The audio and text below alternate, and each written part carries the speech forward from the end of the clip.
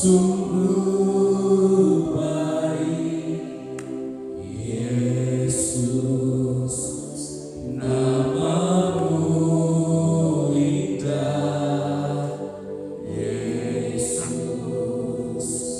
ku cinta kau selalu, ku tinggikan, ku agungkan sayang.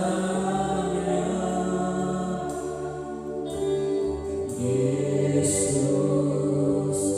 kau sungguh baik, Yesus, namamu indah, Yesus, ku cinta kau selalu, ku tinggikan, ku agungkan selamanya. Ku mau memujimu, ku selalu pujimu, ku mau menyembahmu, ku selalu sembahmu. Kau yang layak terima semua pujian, kemuliaan hanya bagi Tuhan. Yesus, kau sungguh baik. Yesus, kau sungguh baik, Yesus, namamu indah, Yesus, ku cinta kau selalu, ku tinggikan, ku agungkan selamanya. Ku mau memujimu, ku selalu pujimu, ku mau menyembahmu, ku selalu sembahmu. Kau yang layak terima semua pujian, kemuliaan hanya bagi Tuhan.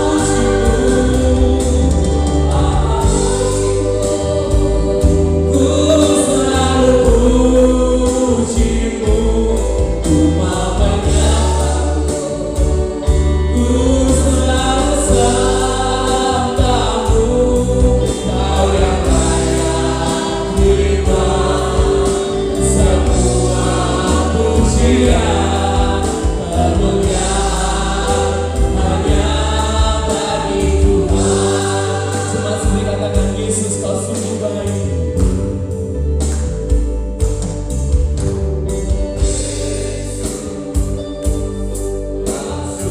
Yesus,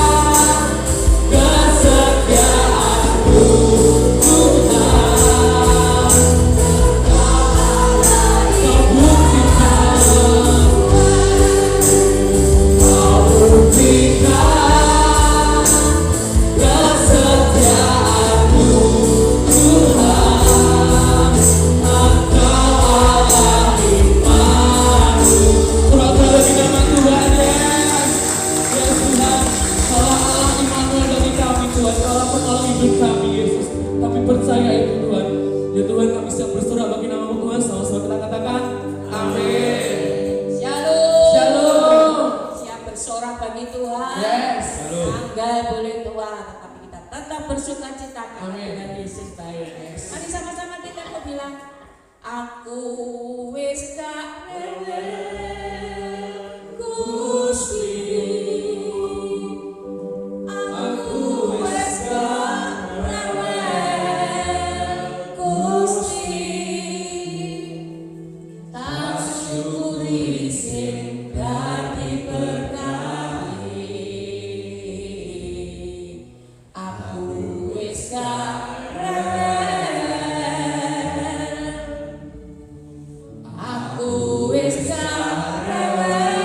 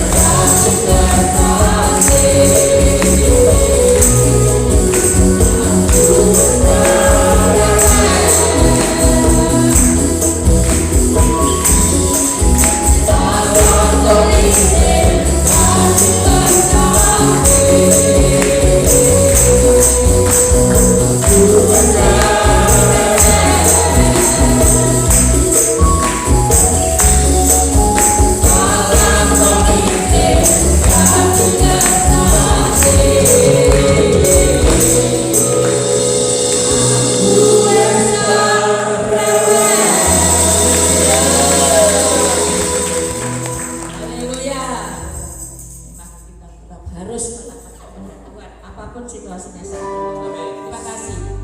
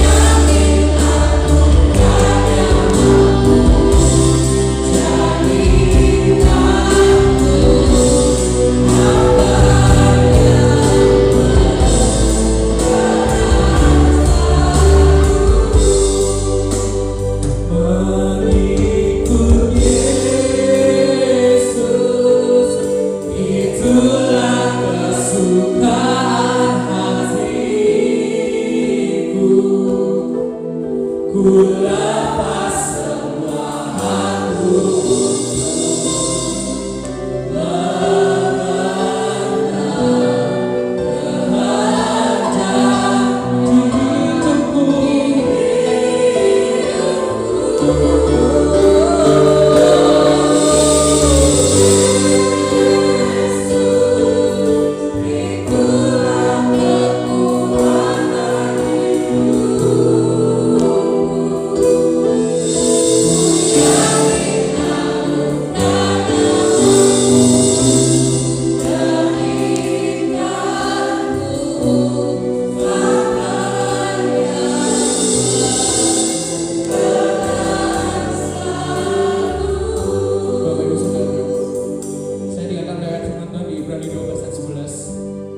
tiap-tiap ganjaran pada waktu yang diberikan tidak mendatangkan sukacita, tapi duka cita.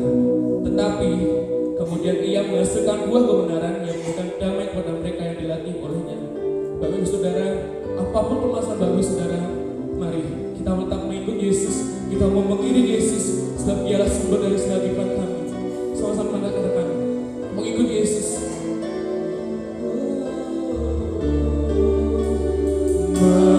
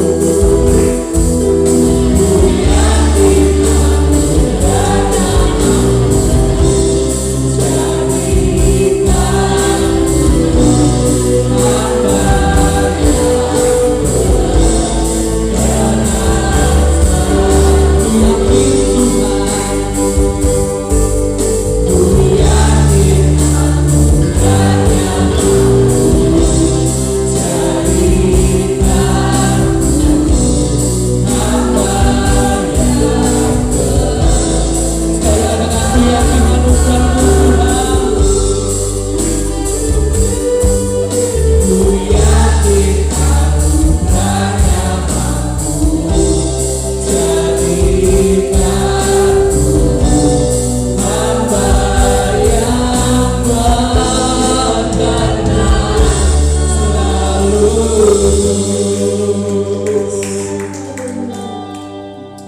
haleluya. Ya Tuhan yang Allah kami, Engkaulah pelindung kami, Engkau penjaga kami yang tidak pernah terlelap. Kembangkanlah kepak sayap-Mu ya Yesus, untuk melindungi kami umat-Mu. Biarlah kami Tuhan boleh aman tentram dalam perlindungan kuat kuasa-Mu. Dan gembalakanlah kami umat-Mu Tuhan. Bawa kami ke padang rumput yang hijau, ke sumber mata air yang tenang. Segarkanlah jiwa kami Tuhan. Itulah janji Tuhan dalam mengembalakan kami. Oleh karena itu Tuhan, berikan kami hati yang taat, tunduk pada otoritas Gembala Agung kami Yesus Kristus Tuhan. Terima kasih Bapa. Oleh karena itu saat ini kami membutuhkan nasihat firman-Mu Tuhan. Di zaman yang semakin gelap ini Tuhan, kami butuh nasihat firman-Mu supaya kami tidak tersesat dalam dunia yang jahat ini Tuhan. Terima kasih Bapa. Berkati kami semua yang sudah hadir. Berkati para hamba-hamba Tuhan yang sudah membawa kami masuk dalam hadirat Tuhan dengan puji-pujian kepada Tuhan. Kiranya Tuhan senantiasa melimpahkan kasih karunia-Mu bertambah-tambah dalam hidup para hamba-hamba Engkau. Terima kasih Tuhan. Kuduskan pendengaran kami, hati kami, seluruh atmosfer yang ada di tempat ini. Kau sucikan dengan darah Yesus. Kau cengkeram dengan hadirat Allah, supaya kami tetap tenang berada dalam hadirat-Mu, mendengarkan nasihat firman-Mu. Terima kasih Bapa. Hanya di dalam nama Yesus Kristus Tuhan kami berdoa. Amin. Shalom Bapak Ibu yang dikasihi Tuhan. Puji nama Tuhan, semua sehat. Haleluya, berkat perlindungan dari Tuhan Yesus Kristus. Mari saudaraku, firman Tuhan pada pagi hari ini saya berikan judul yaitu dipelihara dalam masa kesukaran. Dipelihara dalam masa kesukaran. Saudaraku, pada saat-saat seperti ini keadaan dunia mencekam setiap hati kita, saudara ya, di mana kondisi zaman yang semakin tidak membaik, semakin menuju kesukaran-kesukaran, walaupun diupayakan dengan berbagai macam cara apapun, karena ini sudah tersurat di dalam firman Tuhan bahwa kondisi zaman ini tidak akan semakin membaik. Oleh karena itu saudara, betapa pentingnya kita anak-anak Tuhan untuk paham, mengerti firman Tuhan, supaya apa? Kita tidak menjadi orang Kristen yang terombang-ambingkan dengan pengajaran-pengajaran yang tidak benar. Oleh karena itu saudaraku, mari kita akan belajar firman Tuhan. Kalau dunia semakin hari semakin sukar, semakin gelap, semakin membuat manusia ini gelisah. Tetapi Tuhan berjanji bahwa Tuhan akan memelihara hidup orang-orang yang hatinya melekat kepada Dia, seperti yang dikatakan oleh Raja Daud. Daud dalam hidupnya banyak mengalami kesukaran-kesukaran, banyak menghadapi masalah-masalah yang harus dihadapi oleh Daud, sekalipun dia itu seorang raja. Tetapi Daud dia berkata, Tuhan adalah gembalaku. Daud tidak bisa berkata bahwa Tuhan adalah gembala yang baik. Kenapa? Karena Daud senantiasa membawa hidupnya semakin melekat kepada Tuhan. Semakin banyak persoalan yang menghimpit hidupnya Raja Daud, Daud semakin membawa hidupnya melekat kepada Tuhan. Demikian juga dengan kehidupan kita. Saat kita diizinkan Tuhan dibawa dalam masa-masa yang semakin mencekam hidup kita, semakin membuat hidup manusia itu banyak yang stres, dan tidak hanya untuk 1-2 orang, tapi menyeluruh global kepada seluruh dunia.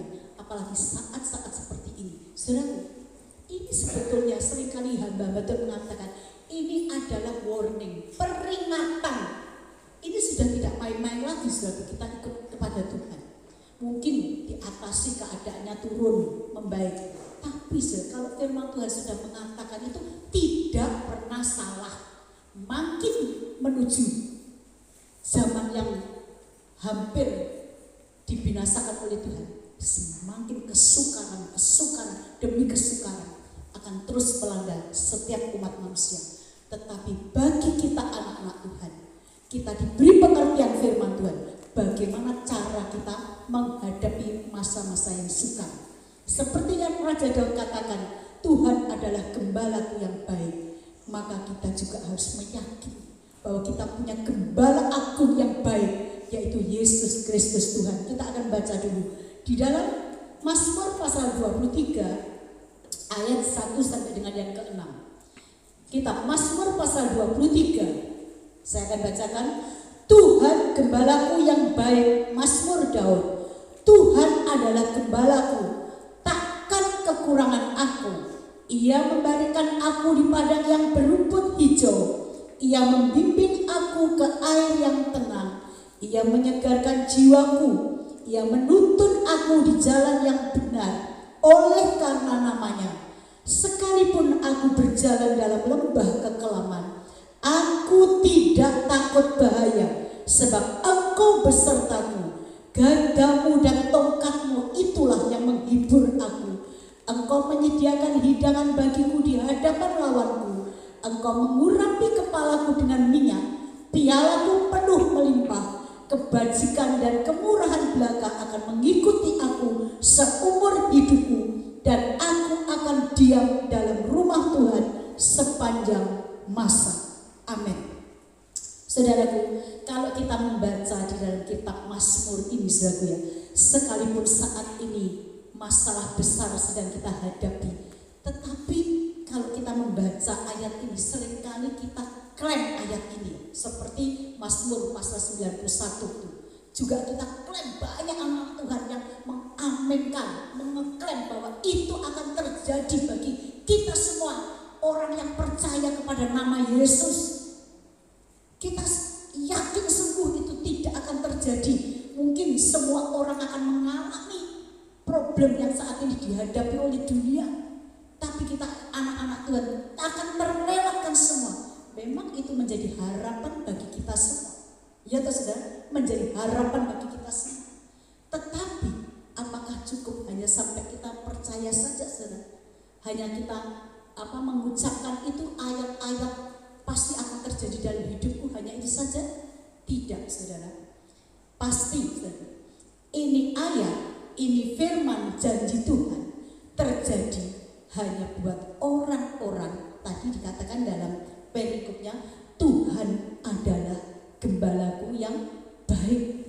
Daud mengatakan Tuhan adalah gembalaku yang baik, dan itu sudah terjadi dalam kehidupan Daud pada waktu dia dihimpit dengan ancaman-ancaman bahaya maut. Daud menulis ini, dia punya pengalaman dan dia merasakan sendiri. Nah, sekarang bagaimana dengan kehidupan kita? Apakah kita juga mengakui seperti yang Daud katakan, Tuhan adalah gembalaku yang baik? Mungkin kita juga mengakui Tuhan Yesus itu adalah gembalaku yang baik. Tetapi pertanyaannya, apakah kita ini sudah bersedia untuk digembalakan oleh Yesus sebagai gembala agung kita? Ini yang menjadi pertanyaan, saudara. Sudahkah kita ini menjadi domba-domba yang menurut, yang taat dalam penggembalaan Tuhan? Itu yang menjadi pertanyaan. Coba kita akan koreksi diri kita sendiri, gak perlu kita melihat kepada orang lain. Saat-saat ini untuk menjaga hidup kita, hubungan kita dengan Tuhan, kita gak usah banyak untuk mengoreksi orang lain. Tapi coba saat-saat ini betapa pentingnya kita harus mengkoreksi diri kita. Sudahkah kita menjadi domba gembalaan Tuhan yang taat kepada gembala kita, yang nurut pada gembala kita? Seringkali janji Tuhan ini tidak terjadi dalam kehidupan kita karena banyak tidak nurutnya, banyak berontaknya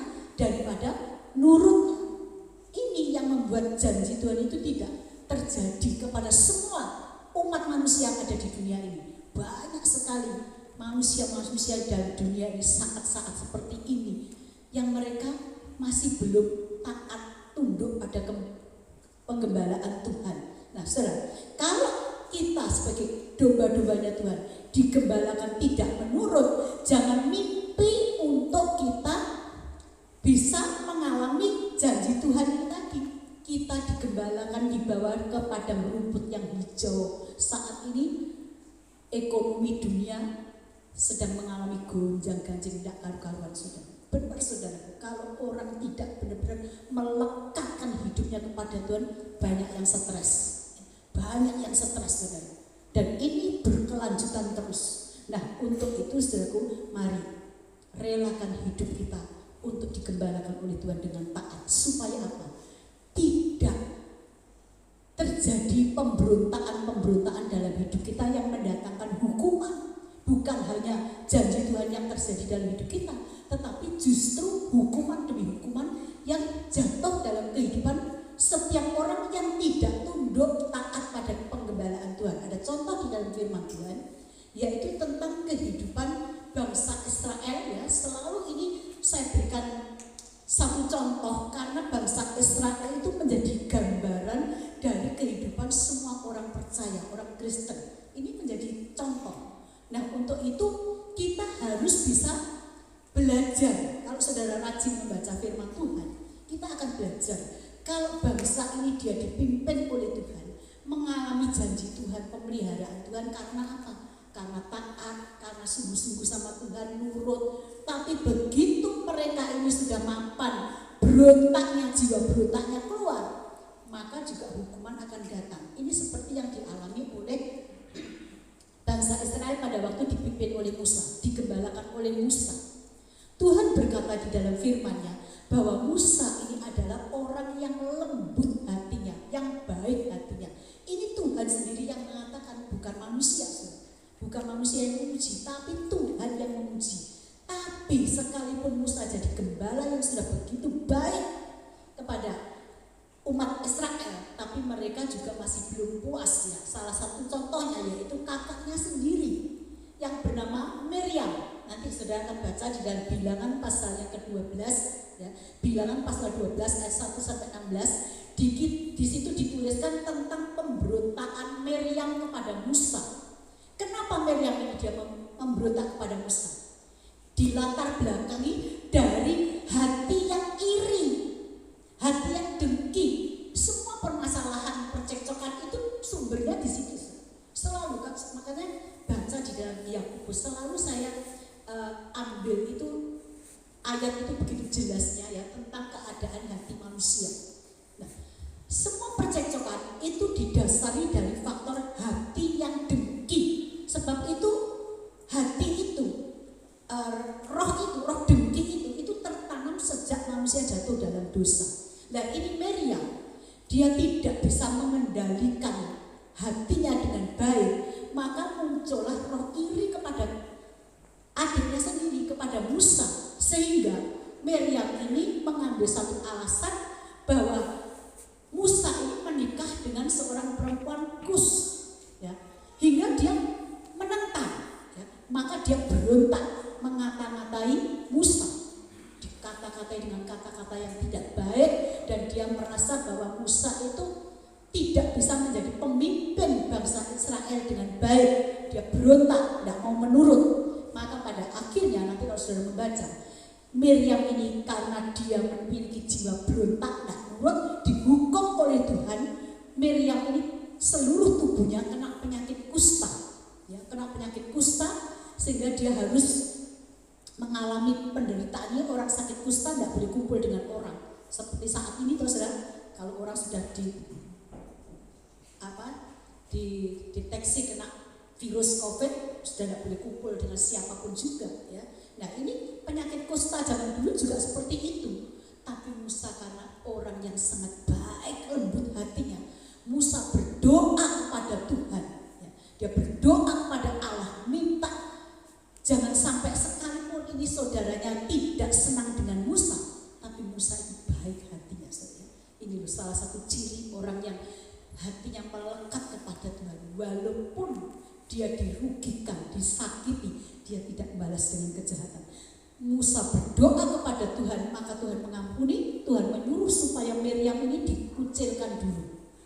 Dia harus menyendiri selama 7 hari, maka Tuhan baru memberikan pengampunannya untuk disembuhkan. Dan sungguh pada akhirnya Miriam sehat kembali. Dan yang kedua, contoh yang kedua, nanti ayatnya yang tidak kita baca, yaitu pemberontakan dari keponakannya Musa sendiri. Loh ini saudara, seringkali pemberontakan itu mesti dari orang-orang dekat saudara ya.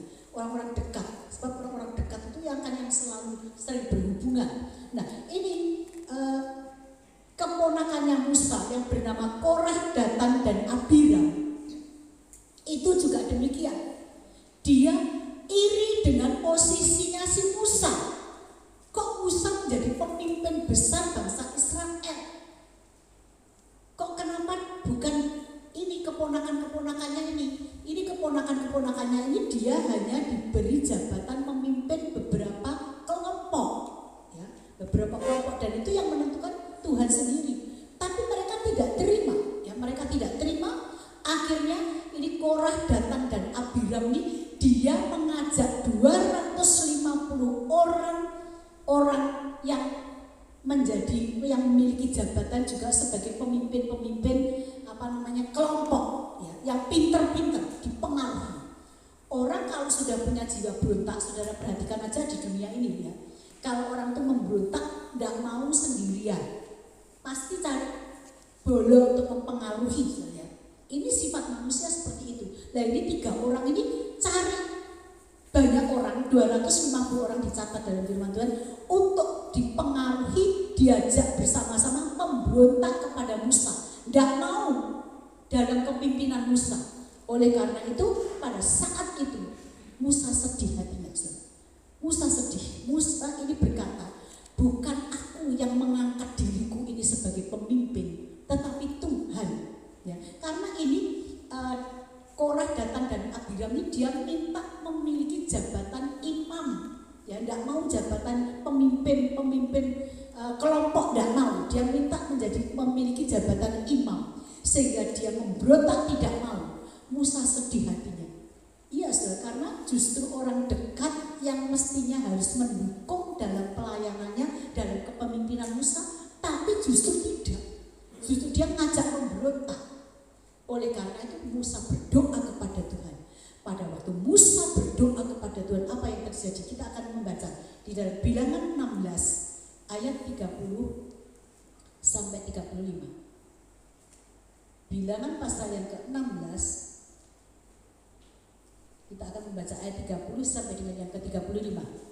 Tetapi jika Tuhan akan menjadikan sesuatu yang belum pernah terjadi, dan tanah mengangangkan mulutnya dan menelan mereka beserta segala kepunyaan mereka, sehingga mereka hidup-hidup turun ke dunia orang mati, maka kamu akan tahu bahwa orang-orang ini telah menista Tuhan. Baru saja ia selesai mengucapkan segala perkataan itu, maka terbelahlah tanah yang di bawah mereka, dan bumi membuka mulutnya dan menelan mereka dengan seisi rumahnya, dan dengan semua orang yang ada pada Korah, dan dengan segala harta milik mereka. Demikianlah mereka dengan semua orang yang ada pada mereka turun hidup-hidup ke dunia orang mati, dan bumi menutupi mereka, sehingga mereka binasa dari tengah-tengah jemaah itu. Dan semua orang Israel yang di sekeliling mereka berlarian mendengar teriak mereka, sebab kata mereka, jangan bumi menelan kita juga. Lagi keluarlah api berasal daripada Tuhan, lalu memakan habis ke 250 orang yang mempersembahkan ukupan itu. Coba gambarnya tadi kembali.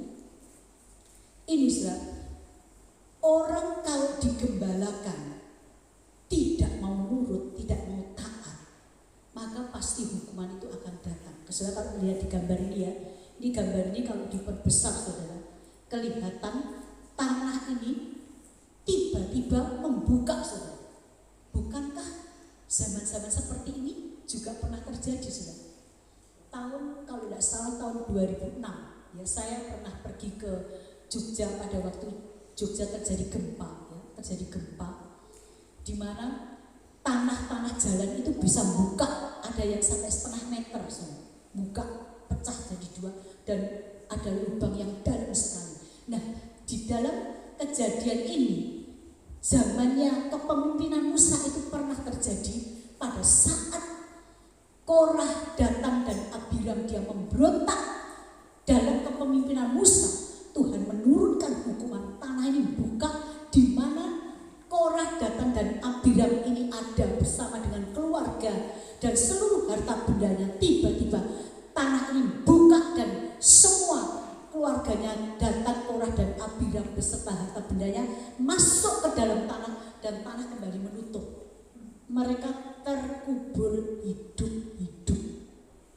Dan 250 orang yang diajak oleh datang Korah dan Abiram ini memberontak kepada Musa dibakar api. Ada api turun dari surga membakar mereka habis mati hangus. Ini kalau orang itu digembalakan Tuhan, tidak menurut, tapi justru memberontak kepada Tuhan. Dengan cara apa kita memberontak? Dengan cara kita ini dinasihati firman Tuhan, tidak mau menurut. Kalau Tuhan berkata stop, jangan terus hidup dalam dosa, tapi kita tidak peduli, sudah tidak peduli, terus hidup dalam dosa. Yang bohong tetap bohong, yang mencuri tetap mencuri, yang mulutnya berkata-kata hujatan terus keluar, ya, yang berzina terus berzina, tidak mau berhenti. Itu artinya kita ini memberontak kepada kepemimpinan Gembala Agung kita. Nah, ini sudah zaman ini sudah dengan tanda-tanda yang semakin nampak jelas. Ini menjadi satu peringatan keras buat kita untuk kita stop, berhenti dari pemberontakan kita terhadap Tuhan. Berhenti, stop.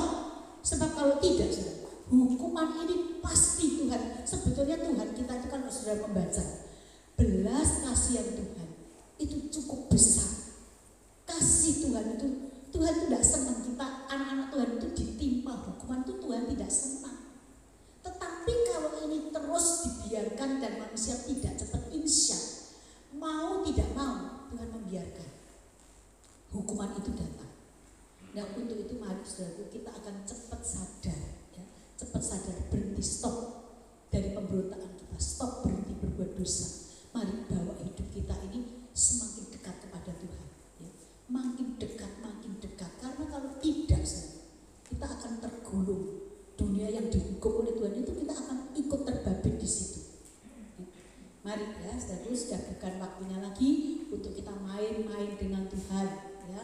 Sudah bukan zamannya kita ini hidup terus memuaskan hawa nafsu daging, sudah bukan waktunya lagi, ya. Kita mau taat, tunduk kepada otoritas Kristus. Nah, sekarang kita sebagai domba-domba gembalaan Tuhan, kita harus bersikap seperti apa? Kalau kita tidak diizinkan untuk memberontak, kita harus seperti apa di dalam penggembalaan Tuhan? Kita akan lihat dulu di dalam Injil Yohanes pasal yang ke-10. Yohanes pasal yang ke-10 ayat yang ke-4.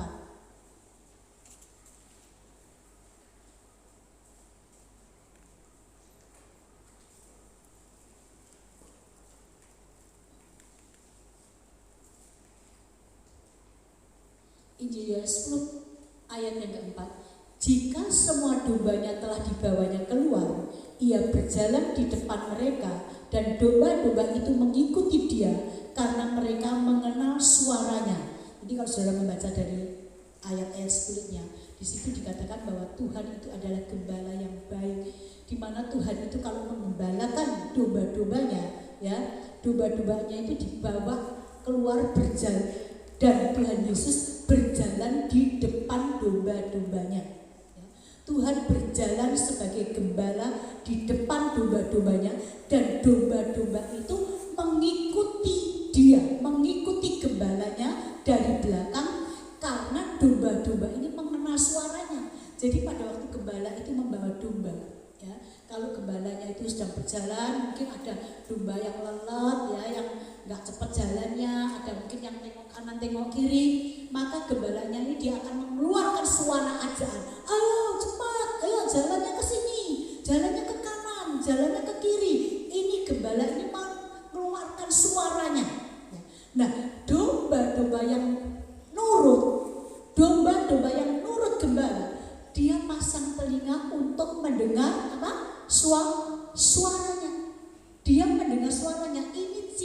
domba yang taat, domba yang menurut. Dia akan mendengar suara Tuhan. Dari mana kita ini bisa mengerti suara Tuhan? Dari ini, dari firman ini kita bisa mendengar suaranya Tuhan. Kalau anak Tuhan tidak pernah membaca firman, apalagi tidak pernah mendengarkan firman, sulit untuk kita bisa mengenali ciri-ciri suara gembala. Sebab dalam firman Tuhan dikatakan nanti akan ada suara-suara gembala palsu. Ya, saudara baca di dalam kita baca aja dulu. Matius 24 ayat 11. Matius 24. Kalau saudara membaca di dalam Matius pasal 24, ini adalah ciri-ciri akhir zaman. Dan sekarang ini kalau saudara yang ikut dalam pendalaman Alkitab hari Kamis, ini Bapak Gembala sudah mulai membahas tentang kedatangan Tuhan, ya, yang kedua kali. Jadi dibahas tanda-tandanya, ya, antara lain dalam Matius 24 ini. Saya ingin bacakan salah satunya, tanda akhir zaman ini. Banyak nabi palsu akan muncul dan menyesatkan banyak orang. Ini sudah tertulis, bahwa akhir zaman sekarang ini, ini sudah mulai muncul. Ada suara-suara gembala yang palsu dan mereka mempunyai tanda-tanda mujizat yang luar biasa. Bahkan bisa mereka itu membangkitkan orang yang mati, menyembuhkan orang sakit. Bukankah ini yang dicari oleh banyak orang, saudara? Saya kalau melihat di YouTube itu, saudara, ternyata untuk penduduk Indonesia saja, ini bukan mendunia, yang sakit itu jumlahnya ribuan, saudara. Dan manusia yang sakit-sakit ini mengejar kesembuhan. Tidak salah, saudara, kalau jalannya benar. Tapi kalau orang tidak peka firman, peka suara gembala, bahaya sekali, saudara. Kalau orang tidak peka suara gembala, bahaya untuk diberikan pengajaran sesat. Beberapa tahun yang lalu, saudara, saya punya om. Dia itu sakit gagal ginjal, ya. Lalu dibawa ke salah satu hamba Tuhan. Dia berkata hamba Tuhan, tapi kalau saya ngomong bukan hamba Tuhan, ya. Terus dia cerita caranya mengobati, saudara. Saya langsung ngomong bahwa itu bukan dari Tuhan, ya. Itu dari pengajaran setan. Kalau Tuhan tidak begitu caranya. Terus dia berkata, loh, dia itu bawa salib, pegang salib. Kalau pegang salib itu kan orang Kristen, tidak mungkin dia kok pakai setan, ya. Marah, saudara.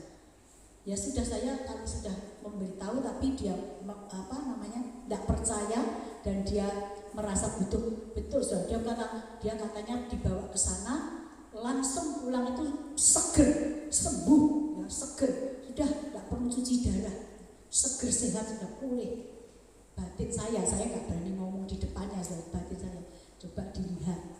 Tapi yang pasti kalau bukan dari Tuhan itu tidak akan awet, ya.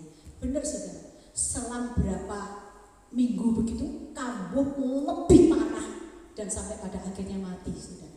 Nah ini banyak orang Kristen ikut larut dalam yang dicari seperti itu, saudara. Kalau orang itu tidak peka suara gembala, sangat bahaya sekali, bisa tersesat. Apa untungnya kita memperoleh seluruh dunia ini, termasuk kesembuhan yang dicari, tapi kalau jiwanya binasa, kalau iblis yang memberikan kesembuhan, dia pasti ngincer apa? Jiwanya manusia ini. Tidak mungkin dia mau kasih pertolongan kok tidak ada imbalannya, kok tidak mungkin, saudara. Kalau Tuhan dia menyembuhkan, dia tidak mencelakakan keselamatan jiwa kita, tapi justru dia menyelamatkan. Itu kalau Tuhan. Tapi kalau iblis, dia kelihatannya menolong, tapi dia akan merampas keselamatan jiwa kita. Nah, untuk itu kita anak-anak Tuhan, jangan cepet-cepet kalau ada pelayanan mujizat di sana, mujizat di sini, ya. Terus pakai Alkitab kok dia. Nah, saudara, hati-hati, cek dulu. Bagaimana kita bisa ngecek kebenarannya kalau kita tidak pernah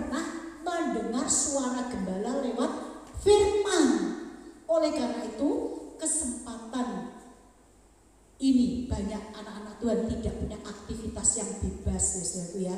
Walaupun mungkin sekalipun kita ini sibuk, ini zamannya sudah gelap saudara.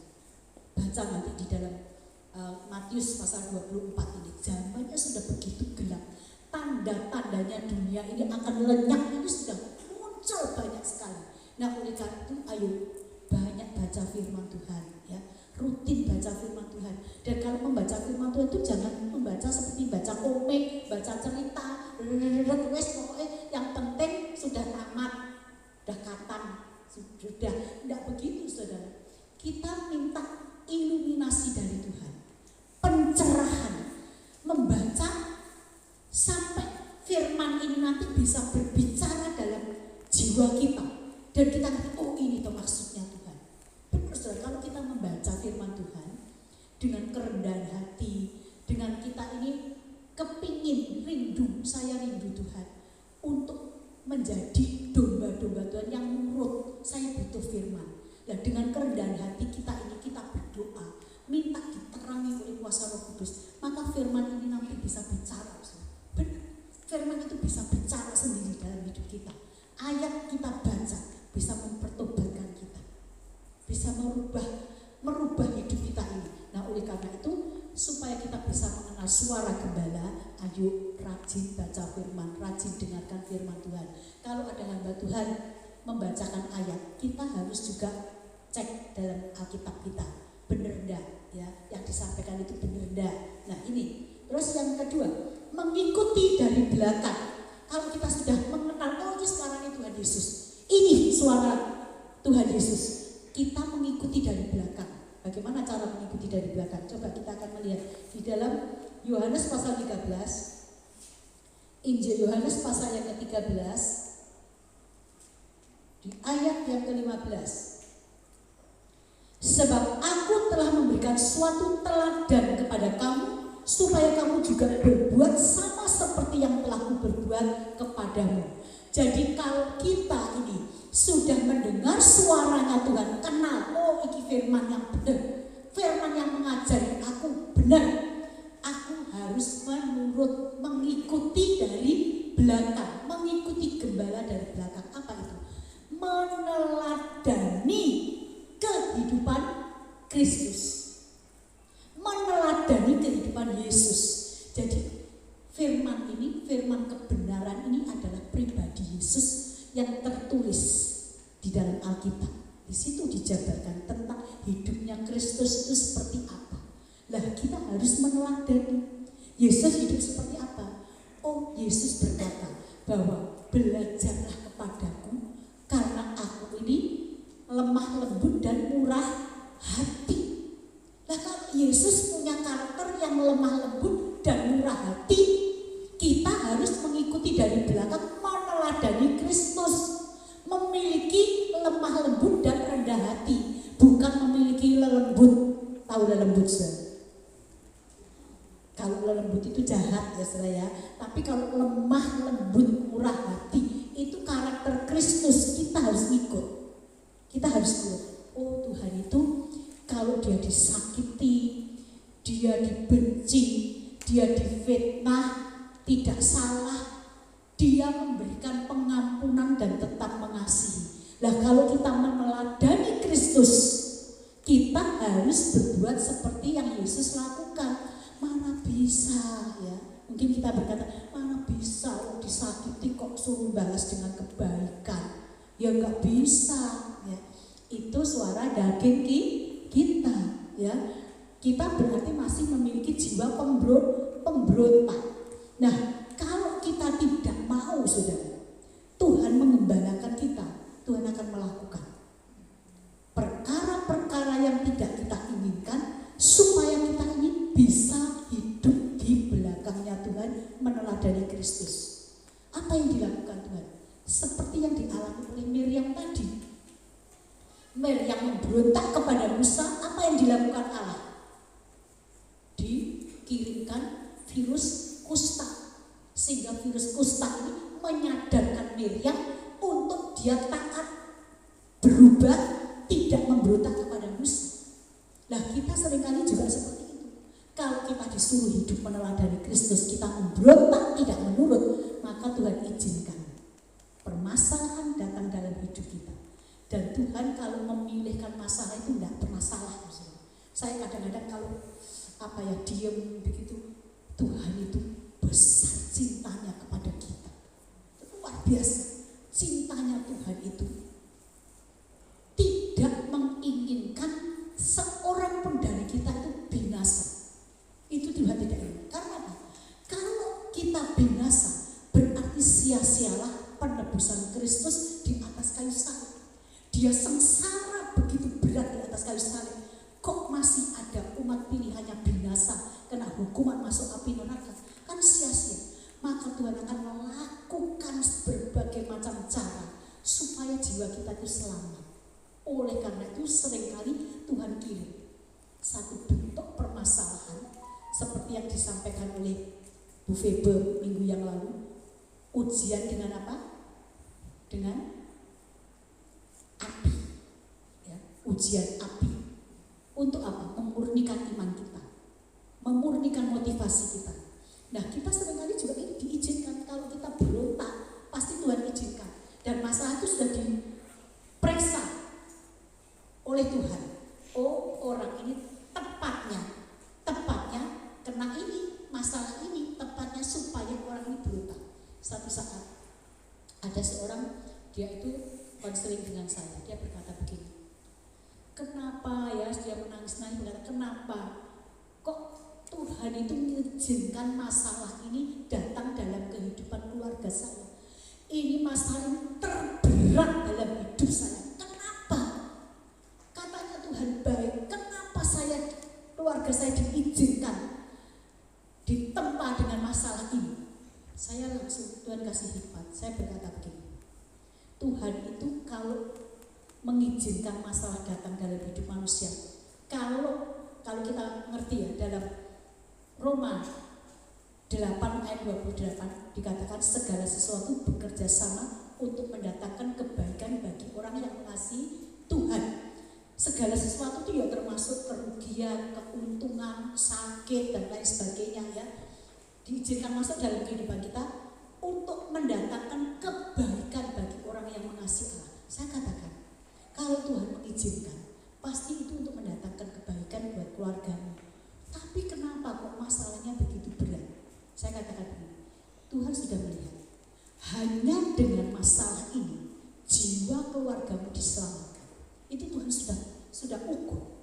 Kalau dengan masalah ini tidak bisa. Contohnya saja, kalau orang itu sakit infeksi dalam tubuh manusia, sebetulnya kalau ada infeksi atau peradangan yang tidak perlu diberi antibiotik.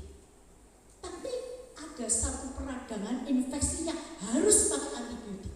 Nah, seringkali manusia itu seperti saya dulu tidak mengerti begitu. Pokok kalau sakit tenggorokan radang untuk menelan sakit, minum antibiotik. Pokok antibiotik diminum ya saya. Pokoknya sebenarnya antibiotik mungkin amoxicillin, amoksan dan lain sebagainya. Ternyata itu tidak benar saudara. Harus dicek dulu. Radangnya itu penyebabnya apa? Dan ukuran antibiotiknya itu juga tidak sama saudara. Antibiotiknya orang radang tenggorokan dengan antibiotiknya orang habis operasi, mungkin operasi kecil, operasi tangan yang mungkin hanya disobek sedikit, dengan operasi yang dibelah besar di perut, itu ukurannya tidak sama saudara, tidak sama. Jadi tidak semua mesti masuk. Tapi kalau orang itu sudah peradangannya berat, infeksinya besar, dosis yang diberikan dokter ya beda saudara. Dan kualitas kemampuan antibiotiknya juga beda. Diberi yang generik, dosis rendah, nggak mempan saudara, nggak akan mempan. Tetap akan dia bereaksi infeksinya, ya nggak bisa. Nah Tuhan juga begitu. Saya katakan kepada ini orang yang konseling dengan saya, Tuhan memberikan dosis masalah dalam hidupmu itu sudah diukur oleh Tuhan. Kalau kamu diberi dosis yang hanya ini, nggak akan menyelamatkan, nggak akan menyelamatkan. Tapi dengan dosis yang begini berat ini, kita bisa hanya jatuh ke dalam tangan Tuhan. Pemulihannya hanya bisa jatuh ke dalam tangan Tuhan, tidak akan bisa diselesaikan oleh akal manusia. Itu loh saudara. Jadi oleh karena itu, mari saudara, kita ini harus mau hidup meneladani Kristus, hidup mengikuti teladan Kristus supaya kita tidak mengalami permasalahan yang sebetulnya tidak perlu. Kalau kita tidak punya jiwa berontak, kita nurut, ya gembalanya ngajarin ini, kita nurut begini, Tuhan bilang, kamu tidak boleh loh ya, jadi anak Tuhan, kok hidupmu masih begini, tidak boleh, stop, berhenti. Oh ya Tuhan, ampuni saya Tuhan. Ya kita memang manusia ini masih belum sempurna ya Saudara. Kadang-kadang mulut ini pengennya berkata yang benar ya, sebab dalam firman Tuhan dikatakan barang siapa tidak salah dalam mengucapkan kata-kata dia adalah orang yang sempurna. Nah kita seringkali kadang-kadang, kenapa ya aku tadi kok ngomong begini, ini kata-kataku ini kan tidak disukai oleh Tuhan dan tidak disukai oleh manusia. Stop, kita berhenti ya. Nah itu artinya kita ini mau belajar, berjuang untuk hidup meneladani Kristus. Tapi kalau sudah ngerti salah, ngerti dosa, ngerti ini perbuatan tidak baik, melanggar firman, terus kita puas duduk di situ, ini artinya orang yang bebal. Tuhan katakan, orang yang bebal. Bebal itu yang dablek, yang bodoh. Dablek bodoh. Sudah ngerti orang yang hidup dalam dosa akan dihukum oleh Tuhan, kok senang di situ ya saya? Kok tidak ada usaha? Tidak ada usaha untuk keluar. Ini kita perlu menangis, bukan menangisi karena masalah. Banyak orang nangis karena masalah, tapi jangan. Yang terutama menangislah karena dosa yang mengikat kita ini perlu dilepaskan. Seperti Raja Daud itu, dia begitu ditunjuk kesalahannya, dia berkabung, kepalanya ditaburi dengan abu, dia jubahnya dilepaskan, ganti pakaian perkabungan, dia menangis kepada Tuhan. Bukan menangis karena persoalan dia mau dihukum, tidak, tapi menangisi supaya dia ini bisa dilepaskan dari dosa yang mengikatnya. Kita juga begitu, saat-saat ini kita harus menangisi diri kita, minta Tuhan, kenapa saya nggak bisa lepas dari dosa ini? Kalau dengan segala kerendahan hati, dengan hancur hati kita minta kepada Tuhan, Allah kita itu Allah yang rahmani dan rahim. Dia penuh dengan kesabaran dan murah hati, memberikan kuasanya menolong kita untuk kita mampu melepaskan segala perkara-perkara dosa yang mengikat kita dan kita menurut penggembalaan daripada Tuhan. Dan sekarang kalau kita ini menjadi domba yang nurut gembalanya, apa yang dilakukan gembala kepada kita? Kita kembali lagi kepada Mazmur pasal 23 tadi. Mazmur 23 ya, saya bacakan di ayat, ulang kembali di ayat yang 1 sampai 3 ya. Kalau kita menjadi domba yang menurut, maka gembala akan melakukan, Tuhan adalah gembalaku, takkan kekurangan aku. Ia membaringkan aku di padang yang berumput hijau, ia membimbing aku ke air yang tenang, ia menyegarkan jiwaku, ia menuntun aku di jalan yang benar oleh karena namanya. Ya. Kalau kita jadi gembala yang nurut, dipelihara dalam masa-masa yang sukar seperti saat ini, dia membawa kita ini dibawa ke padang yang berumput hijau. Ada gambarnya, saya coba ditayangkan tuh gambarnya. Domba yang dibawa oleh gembalanya ke padang rumput hijau. Kalau kita menjadi domba yang nurut, kita akan dibawa oleh gembala kita ke padang yang berumput hijau. Ia membimbing aku ke air yang tenang dan ia menyegarkan jiwaku. Artinya apa sih? Kita ini dipelihara oleh Tuhan secara jasmani dan rohani. Ini gambarnya nggak bisa dah ini saja. Ini domba oleh gembalanya itu dibawa ke padang yang berumput hijau. Coba domba itu kalau dia dilepas, terus ada rumput-rumput yang rimbun tebal hijau, kira-kira dombanya ini puas nggak? Pasti puas. Dia makan sampai kenyang dan di sebelahnya ada air yang tenang. Domba ini setelah makan dia bisa minum di sebelahnya. Oh, luar biasa. Kalau firman Tuhan ini ditulis, itu pasti benar, pasti benar. Sekalipun saat-saat seperti ini, masa-masa begitu sukar dalam ekonomi, banyak orang menjerit, banyak orang gulung saya ya, kalau dia sering curhat WA-an dengan saya, dia berkata, cari duit ya ampun susahnya, pengeluaran terus keluar uang, kayak dia berkata seperti air mengalir, harus keluar terus uang tapi masuknya seret sekali. Ya dia menurut saya katakan, segala perkara yang Tuhan izinkan, Tuhan punya maksud supaya apa? Kita lebih kembali menurut taat pada pengembalaan Tuhan. Dan kalau Tuhan mengembalakan, itu pasti janjinya tergenapi asalkan kita jadi domba yang nurut, dibawa kepada rumput yang hijau. Walaupun bahkan di dalam ayat yang ke-5 dikatakan, engkau menyediakan hidangan bagiku di hadapan lawanku. Engkau menyediakan hidangan bagiku di hadapan lawanku. Sekarang coba saudara, apalagi orang yang berbisnis saudara ya. Siapa orang yang bekerja tidak ada saingan? Tidak ada saudara ya. Apalagi zaman sekarang saudara. Semua kita diperhadapkan pada persaingan yang ketat, khususnya dalam dunia perdagangan. Persaingannya ketat. Saya kadang-kadang kalau ngomong ya dengan Pak Yusuf ya, zaman kita dulu buka usaha ini di tahun 2005 dengan sekarang jauh sekali ya, jauh sekali ya. Persaingannya karena begitu ketat, tapi janji Tuhan itu akan terjadi dalam hidup orang yang digembalakan oleh Tuhan. Engkau menyediakan hidangan bagiku di hadapan para lawanku. Artinya apa? Kita dipelihara oleh Tuhan secara luar biasa, baik jasmani maupun rohani. Rohani kita disegarkan, jiwa kita akan merasa tenang, jiwa kita akan tetap bersukacita.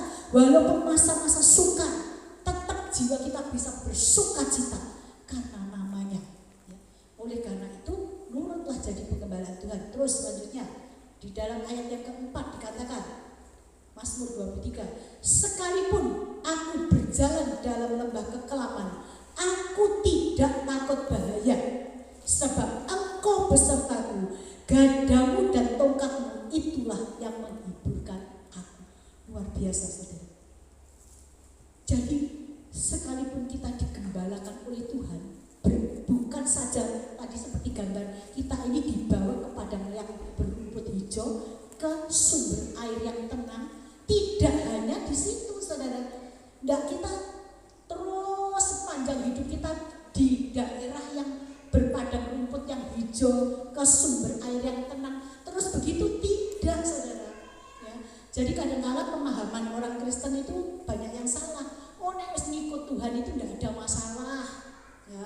Tuhan itu berjanji, ayo. Makanya kalau kita ngajak jiwa, mengajak orang bertobat, jangan dijanjikan seperti itu saudara. Jangan dijanjikan, ayo melok Tuhan Yesus, melok ibadah, uripmu mesti berkati, hidupmu senang ya, hidupmu akan berkelimpahan. Itu tidak salah, tapi tidak terus seperti itu saudara. Dalam ayat yang keempat dikatakan, sekalipun aku berjalan dalam lembah kekelaman. Apa itu artinya lembah kekelaman? Lembah kekelaman itu adalah penderitaan. Lembah kekelaman itu satu penderitaan yang paling berat saudara, yang paling berat. Sekalipun anak-anak Tuhan, domba-domba Tuhan dibawa dalam tempat-tempat yang penuh dengan penderitaan, tapi di sini Raja Daud menuliskan, aku tidak takut bahaya, aku tidak takut bahaya. Sebab apa? Gadamu dan tongkatmu itulah yang menuntun aku. Apa itu gada? Gada itu adalah senjata. Terus tongkat itu adalah kekuatan.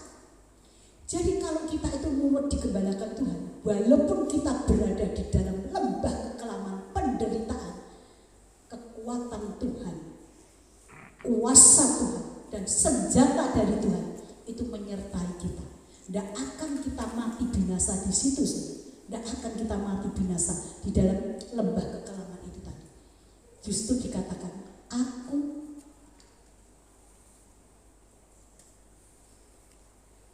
gadamu dan tongkatmu itulah yang menghibur aku. Orang kalau dihibur pasti hatinya akan apa? Suka cita. Ya. Walaupun berada berada dalam lembah-lembah kekelaman, ada sukacita yang besar. Walaupun saat ini kita ini menghadapi hidup di tengah-tengah kesukaran dunia, anak-anak Tuhan terpelihara dan tidak takut bahaya. Sekarang ini bahayanya luar biasa, saudara. Bahayanya luar biasa. Tapi kita pegang senjatanya Tuhan dan kuasanya Tuhan ada dalam hidup kita, sehingga kita ini mampu terus menerobos, melewati lembah-lembah kekelaman sampai kita dibawa keluar kembali. Oleh karena itu, walaupun penderitaan itu dibutuhkan bagi orang percaya, tidak membuat orang percaya itu binasa. Ada yang dikatakan oleh Rasul Paulus, coba kita baca 2 Korintus pasal 12. 2 Korintus pasal 12. Kita akan membaca di ayat 9 dan 10. Tetapi jawab Tuhan kepadaku, cukuplah kasih karuniaku bagimu, sebab justru dalam kelemahanlah kuasaku menjadi sempurna. Sebab itu terlebih suka aku bermegah atas kelemahanku, supaya kuasa Kristus turun menaungi aku. Karena itu aku senang dan rela di dalam kelemahan, di dalam siksaan, di dalam kesukaran, di dalam penganiayaan dan kesesakan oleh karena Kristus. Sebab jika aku lemah, maka aku kuat. Apa yang dimaksud di sini, saudara? Pada saat anak-anak Tuhan masuk di dalam dapur ujian permasalahan, secara tubuh mungkin kita sakit. Contohnya saja gambarannya, misalnya kita ini mengalami sakit, sudah ke dokter nggak sembuh, ini nggak sembuh ya. Saya pernah mengalami seperti itu, saya sudah bawa ke dokter, minum obat nggak sembuh. Tapi saya terus percaya bahwa segala perkara terjadi dalam hidup saya itu semua sudah dikontrol oleh Tuhan, sudah dikontrol, sudah diperiksa oleh Tuhan. Justru yang saya koreksi bukan penyakitnya, tapi saya koreksi ke dalam. Apa yang kurang Tuhan? Apa yang salah Tuhan? Beri petunjuk Roh Kudus. Nah, itu seperti ada satu sinar yang menyinari taman hati saya. Ini masih ada tempat yang kotor, masih ada daerah-daerah yang kotor. Buang. Begitu dibuang, dibersihkan. Jiwa ini walaupun masih ada, masih merasakan sakit secara tubuh, tapi jiwa ini ada satu sukacita. Mungkin saudara pernah mengalami, walaupun masih hidup di tengah-tengah permasalahan, ya, menekan hidup kita secara daging masih merasakan sakitnya, masih merasakan persoalannya, tapi jiwa ini bersukacita, bisa bernyanyi, dan tanpa kita sadari kebenaran firman Tuhan. Kalau kita ini melakukan firman Tuhan, Tuhan sendiri yang akan berperang ganti kita. Tuhan sendiri yang akan berperang ganti penyakit, melawan penyakit kita. Tuhan sendiri yang akan berperang melawan permasalahan kita. Dan tanpa kita sadari, tahu-tahu lewat tanpa kita tahu. Dulu seperti yang saya alami, sakit lambung 7 bulan, saudara, sampai badan turun 10 kilo. Tapi saya nggak tahu, tiba-tiba kok sembuh ya. Begitu kita mengkoreksi diri, membenarkan jiwa kita bersukacita, itu penyakit pasti hilang. Masalah itu juga seperti itu, saudara. Jadi masalah bagi anak Tuhan itu bukan mematikan, tetapi justru saat kelemahanku, kuasamu semakin nyata. Saat tubuh kita mengalami kelemahan, kuasa Tuhan untuk mengubahkan hidup kita ini akan semakin nampak jelas dalam hidup kita. Ini tujuannya Tuhan. Jadi tubuh kita bisa dilemahkan oleh persoalan, tapi justru jiwa kita yang perlu diselamatkan ini akan dibangkitkan oleh kuasa Tuhan untuk menjadi kuat. Kalau jiwa kita kuat, tidak ada permasalahan apapun yang mampu bertahan di hadapan kita. Oleh karena itu, saudaraku, sungguh tidak mungkin. Sedikit lagi ya. Selanjutnya di ayat yang ke 5 bagian B. Engkau mengurapi kepalaku dengan minyak, pialaku penuh melimpah. Mengurapi dengan minyak itu maksudnya apa? Hidup domba-domba Tuhan yang nurut taat digembalakan Tuhan, artinya nurut firman Tuhan. Maka pengurapan kuasa Roh Kudus itu akan penuh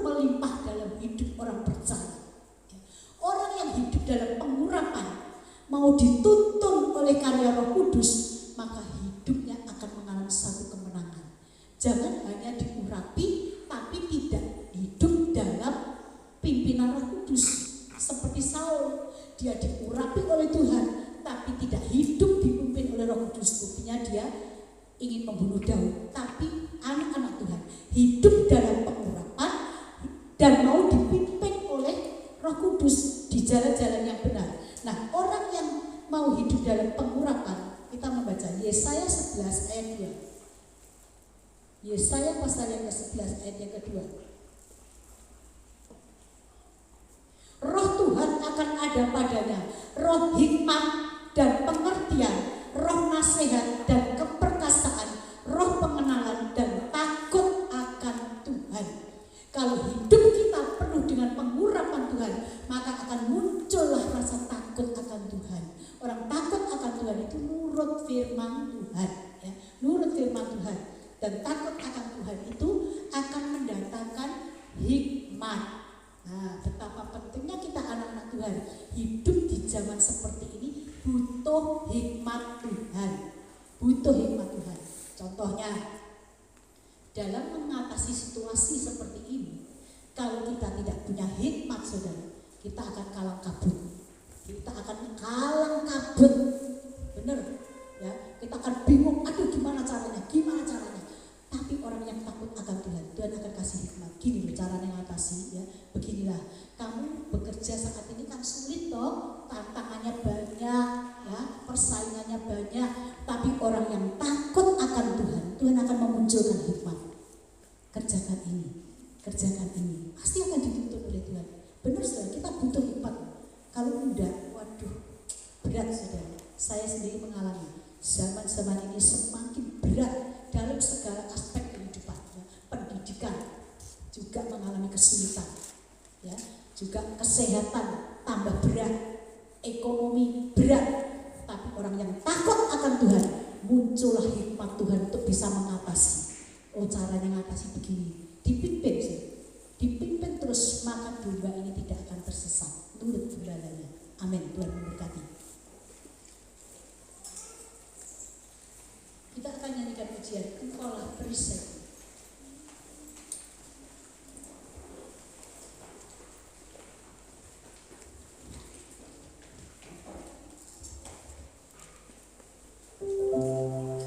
Kita akan bangkit berdiri, kita nyanyikan pujian Engkaulah Perisaiku.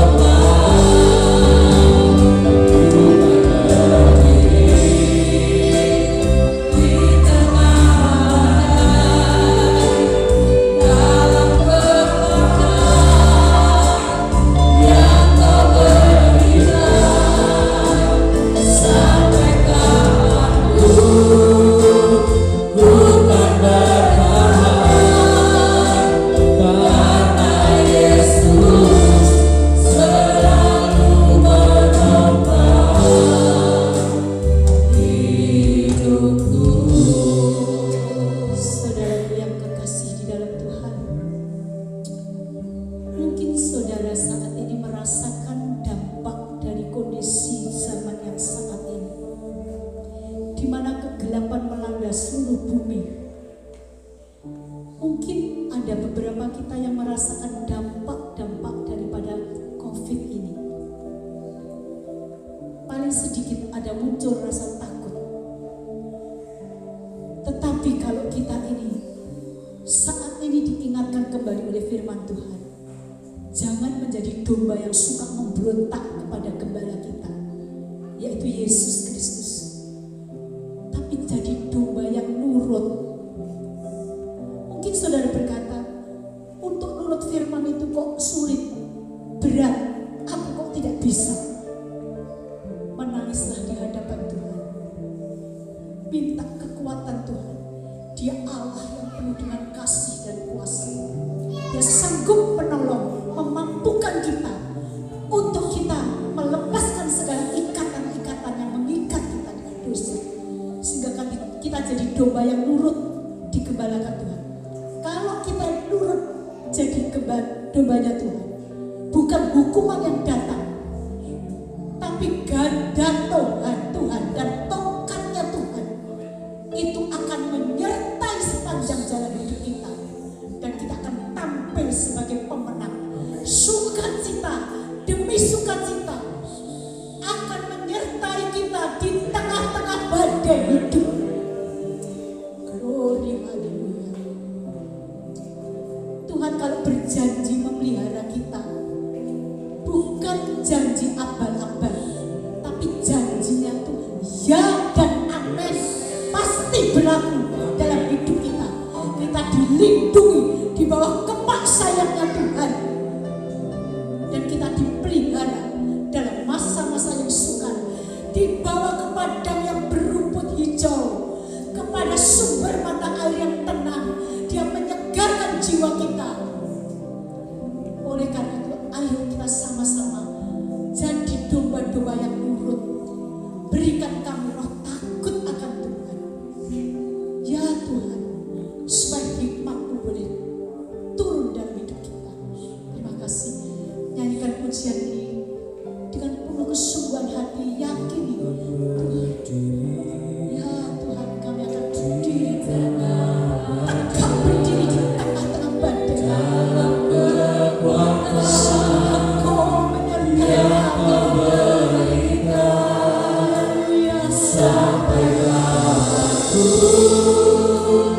Ku kan bertahan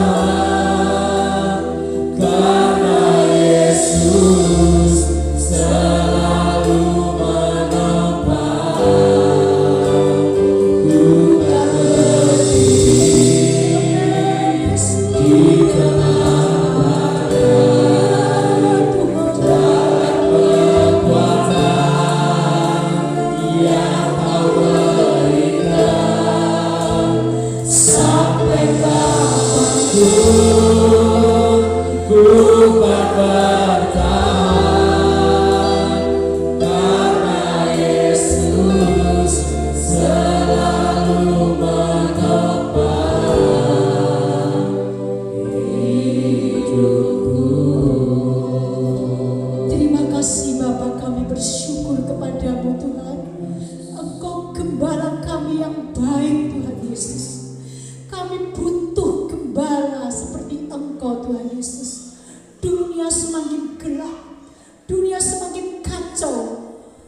Kami membutuhkan gembala yang baik Engkau, yang bertanggung jawab atas kehidupan kami Tuhan. Engkau memelihara hidup kami, dan Tuhan tolong kami, berikan kami kekuatan, kemampuan untuk menjadi domba-domba yang menurut firman-Mu. Berkati setiap anak-anak Engkau yang sudah hadir pada saat pagi hari ini. Tuhan akan tolong, Engkau tahu segala pergumulan permasalahan yang sedang dihadapi oleh anak-anak Engkau. Tuhan, pergumulan kami letakkan di bawah kaki Engkau Tuhan. Kami yakin dan percaya Engkau menjadi jawaban atas persoalan kami. Engkau akan melepaskan kami Tuhan dari setiap permasalahan-permasalahan yang kami hadapi saat ini, dan Tuhan akan menolong kami. Terima kasih Bapa, yang sakit Tuhan akan sembuhkan dengan kuasa biru-Mu.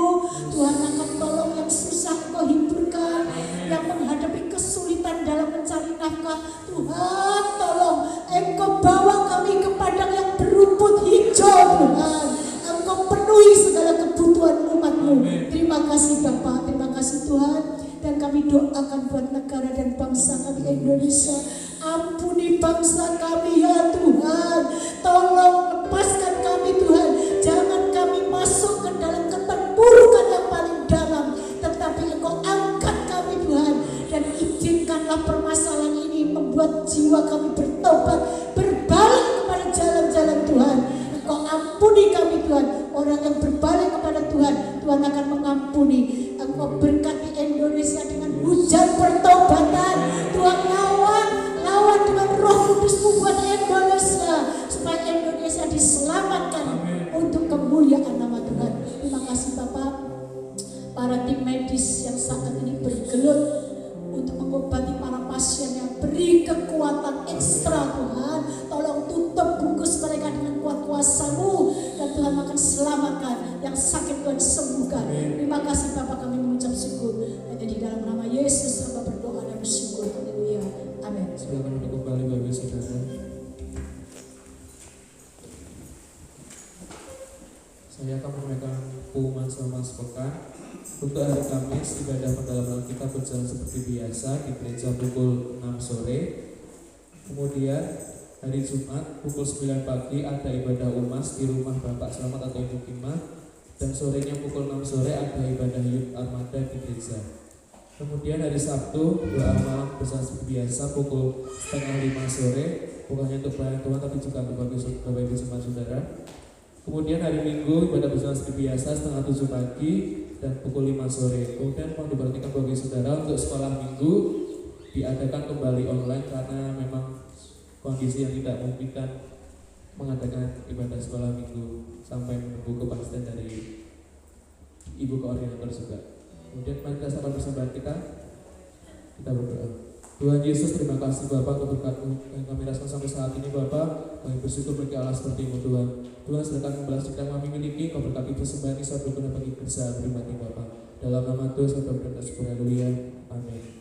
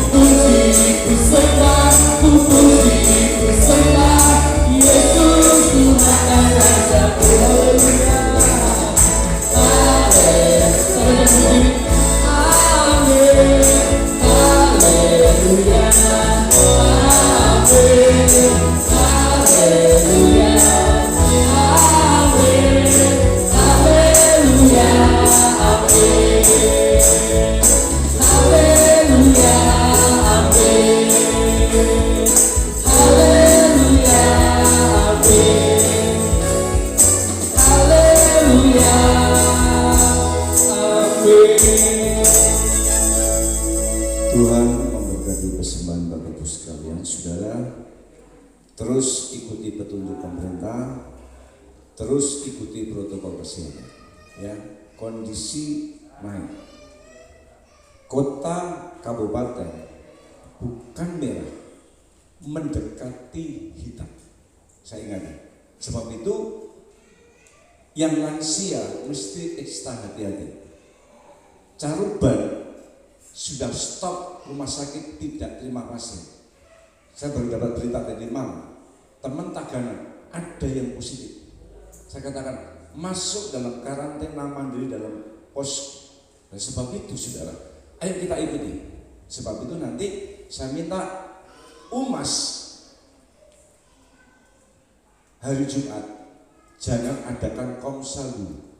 Ya, saya nanti akan adakan pendekatan dengan Satgas Caruban maupun daerah Kabupaten Madiun akan kita semprot bareng-bareng. Ya, sebab itu hari kita akan ikut berpartisipasi dengan kita mengikuti protokol kesehatan. Ya, kita akan terus berdoa supaya gereja kita tetap dilindungi Tuhan, semua dilindungi dan dilindungi Tuhan. Tuhan memberkati. Saya minta nanti seluruh pelayan mimbar selesai ibadah tinggal sebentar ada sesuatu yang perlu saya sampaikan. Tuhan memberkati. Kita akan berdoa. Segala puji hormat kemuliaan bagi nama-Mu Bapa. Terima kasih buat penyertaan Tuhan dalam ibadah kami dari awal sampai akhirnya. Tuhan telah memberkati ibadah kami dan Tuhan telah memberkati kami dengan kebenaran firman-Mu. Biarlah dengan kebenaran firman-Mu kami berjalan di dalam pimpinan penyertaan Tuhan. Terima kasih Bapak, terima kasih. Terlebih di akhir ibadah kau izinkan kami semua untuk kami boleh belajar memberikan persembahan kepada Tuhan. Tuhan menguduskan dan memberkati persembahan ini. Persembahan boleh kami pakai untuk pekerjaan Tuhan di tempat ini. Tuhan memberkati setiap umat. Tuhan telah memberikan persembahan kepada Tuhan pada pagi hari ini, baik tatangan ucapan syukur maupun perpuluhan. Tuhan mengembalikan berlipat kali ganda. Terima kasih Bapak. Sebentar umatkan pula hamba memohon Tuhan membukakan tingkap-tingkap langit bagi kehidupan kami. Mari kekasihku, aku telah kedua tanganmu.